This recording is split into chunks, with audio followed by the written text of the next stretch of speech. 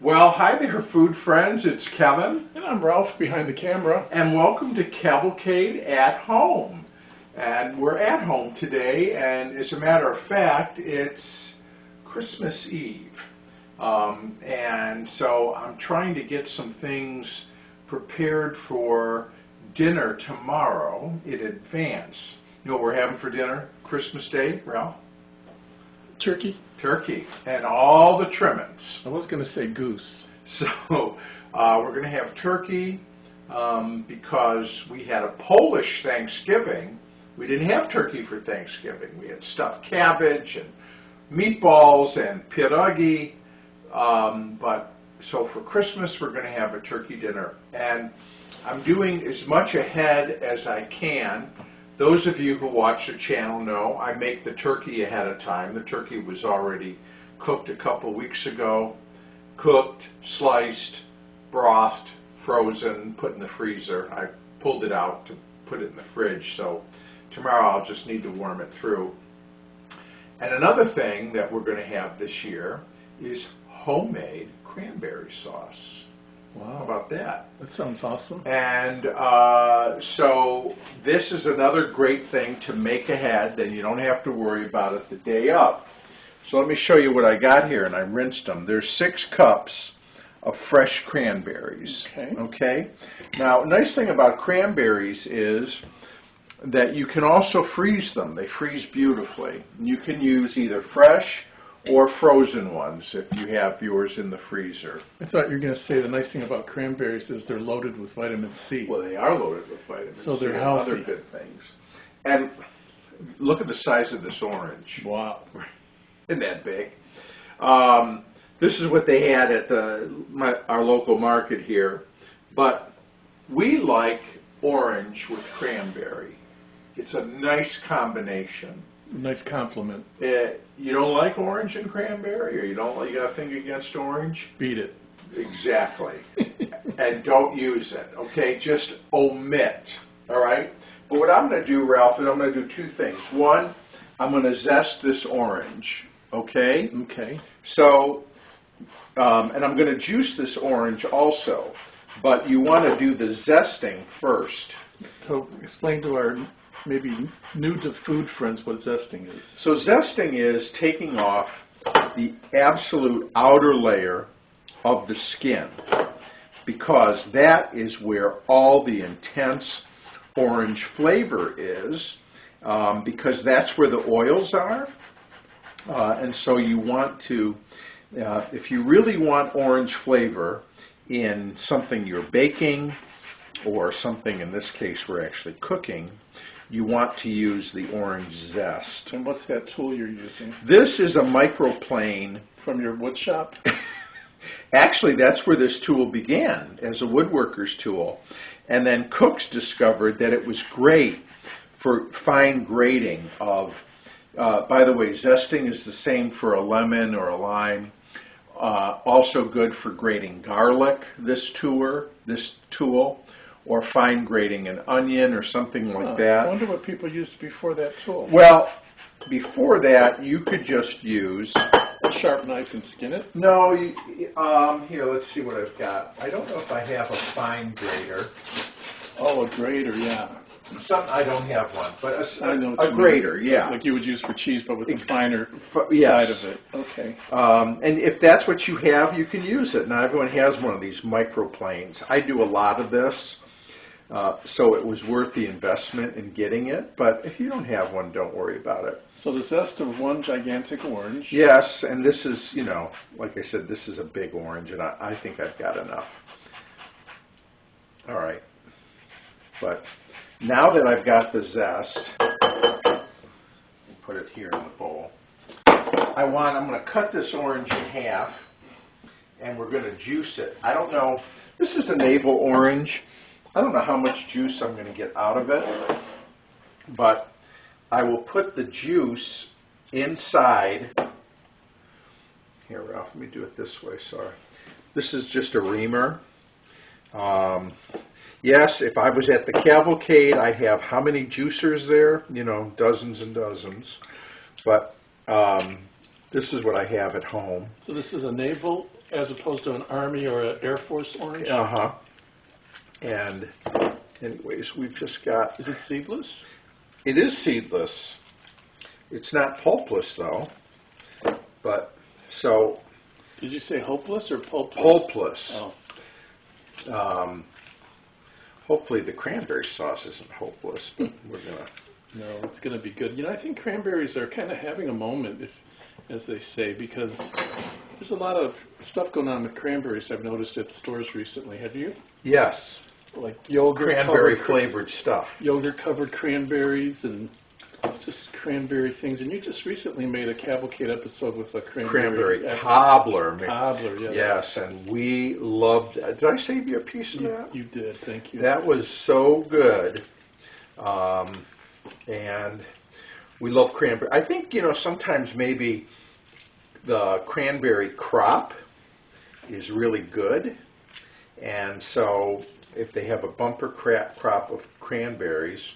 All right, so you can see I made a beautiful mess on the counter. But I've got here, there are some little seeds, so I'm going to strain those out. I'll come back, but I got about 3/4 of a cup of juice. So let me get this counter wiped off, and we will be back with making our homemade cranberry sauce. Remember when we used to have snow for Christmas? I know, not this year. Okay, Ralph, so I've got my pot on the stove. By the way, this is what I would say a double recipe, okay? Because we have got a gang to feed, and I know everybody likes their cranberry sauce. So this is a very easy recipe to split. As a matter of fact, in the description below where I put the recipe, I'm going to put the single recipe. Okay. Okay? Which would be using 3 cups of cranberries. I'm using 6, but it's all the same. It's a very easy recipe to multiply and or divide. So you've got a pot here. You're going to put in your cranberries. So here's our 6 cups of cranberries, which I rinsed. Now, to that, we need 2 cups of water. But I'm using the juice from that orange. So here's one. After straining it? After straining it out, I added water to the juice to make 1 cup, and now I'm going to pour another cup of water. So now we've got 2 cups of water, and we're going to put that beautiful orange zest in. I'm putting it all in. Okay. Okay? And I see a lot of sugar. And then this is 2 cups of sugar, because cranberries are tart, like really tart. Now, so you couldn't eat a cranberry just by itself? You could. I have a raw cranberry. It's going to be really tart. It's going to be really bitter. Kind of like rhubarb, where you put sugar in the rhubarb. Like yes, it's like that. Although I think cranberries might even be more bitter. More bitter than a rhubarb. But that's just me. So now we're just going to stir this. So that might seem like a lot of sugar, but remember, this is a double recipe. Right, and you remember with cranberries too, Ralph, that now this is going to be a whole cranberry sauce. So you've got I don't know what's burning here, something on the burner. You've got the cranberry sauce. There's the jellied kind, right, which is like the kind that just comes out of a can. With the ridges? Yes, with the ridges. People seem to like that, yeah. And, but what makes that gel like that too is, that might have a little pectin in it. But with whole cranberries, what makes the thick cranberry sauce is the sugar. So, anyways, we're going to bring this up to a boil here. So you're saying the sugar thickens? It will thicken, yes. It will thicken the liquid mixture around the cranberry. And then as the cranberries open up, and they'll start to pop. We should be able to hear them. The natural pectin in the cranberry, too, will help to thicken this. Okay, so we're making homemade cranberry sauce. I'm going to let this come up to a boil, and we'll be right back. Okay, we're back, and this is the first time I'm using this newfangled camera of Kevin's, by the way. So if you're getting a lot of weird German expressionist 1920s kind of silent movie angles and vibes, that's why. But I'm getting better, I think. Okay. Good. Now let's see, where are we? We are, I'm going to be quiet so we can hear. You hear that? I do. I wonder if the mic's picking it up. So, Once it gets to a boil, it's going to yeah, start popping. it is boiling. It's hard to see because it's sort of under the berries. But you can see on some of them the skin has split, and that's when, The pectins are released. yes, and so it's starting to pop. So, yeah, there we you go. It's like popcorn.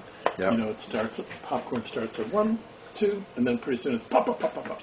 So I'm going to turn this down to a simmer, and we are going to put a cover on it. You can really smell the oranges. Yes, cranberry sauce à l'orange. So we're going to just let this go for another 5 minutes or so. Basically, you want all those cranberries to pop. And once they've all popped open, then I think we'll be good. And then we will take it off the heat. And the thing is, with the cranberry sauce, as it cools, it will thicken up. So, again, what I'm going to do is take it off the heat once all the berries have popped, and then we're going to put it in a bowl, and it'll go in the refrigerator, and we'll have our cranberry sauce for tomorrow. That sounds good. That's all there is to it, folks. Making cranberry sauce is not difficult, as you can see. Really easy, and it's a real treat to have it fresh. I'll see. So, you notice it's gotten quiet Mm-hmm. because the popping, I do believe, is over. Okay? But you should also visually You can look to see that at they're them, split. and you can see how they have split open, most of them. There might be one here or there that, for whatever reason, didn't split open, but I think most of them have done the split. Then, before you take it off, just make sure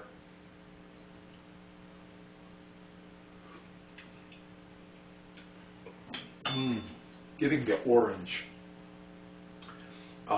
And it's, it's on the, I'm just using having the syrup, so it's sweet. When you have it with the cranberry, which are too hot to eat right now, that's going to tarten it up. But I use 2 cups of sugar to 2 cups of water, so equal amount. If you wanted it less sweet and more tart, cut the sugar back, that's all. Use half as much sugar as you do water or orange juice, that's fine. So what I'm going to do now is we're going to put it in this bowl.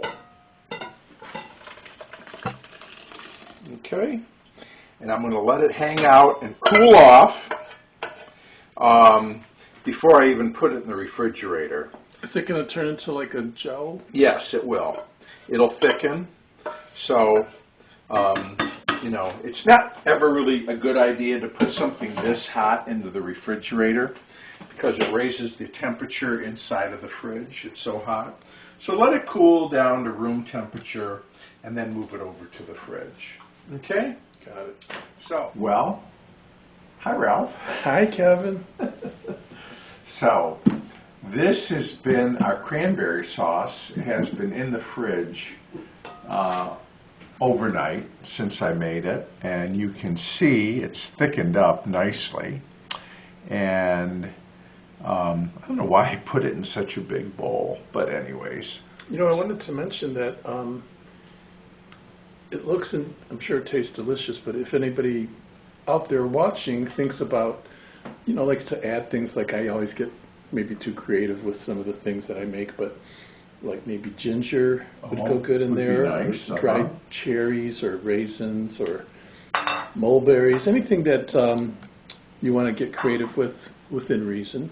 Yes, you could definitely, like you said, we added orange juice and orange zest, because we like that combination, but you could certainly add a lot of other different things to it. If you wanted to get away from just the classic, this is Right. the classic. Right. We tend to go pretty traditional, yeah, but it's fun to try different be things. creative. I mean, that's our, right? And some people go a little even crazier with it and make it like more like a, I don't know, what would you call it when they add creamy things and horseradish. Like salad. Yeah, like more like a salad. Some people make it chutney or whatever, and if share in the comments how you like to do your cranberries. If you make homemade, we'd love to hear that. If you have any little tricks or anything. So anyway, let's give it the taste test. So now we have this nice thick kind of gel around the cranberries.